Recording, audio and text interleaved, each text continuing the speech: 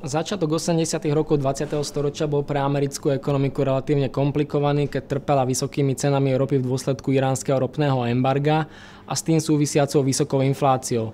Americká centrálna banka sa snažila proti tomuto bojovať zvyšovaním sadzieb, ktoré dosahovali v istom momente až 20% úroveň.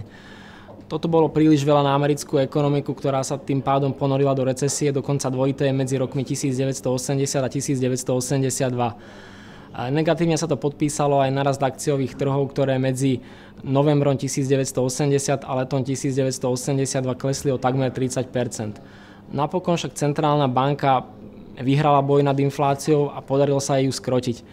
Následne nastalo obdobie stability a relatívne dynamického ekonomického rastu, k čomu prispeli aj reformy amerického prezidenta Ronalda Reagana, ktoré sú v súčasnosti označované ako Reaganomika.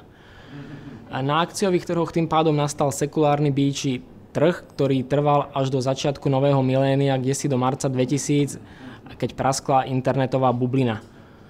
Amerika v tomto období čoraz viac dominovala nad Sovietským zväzom a získavala čoraz väčšiu prevahu nad východným blokom. A na konci 80. rokov nakoniec východný blok mal také veľké problémy, že sa rozpadol a samotnom roku 1991 sa rozpadol aj Sovietsky zväz.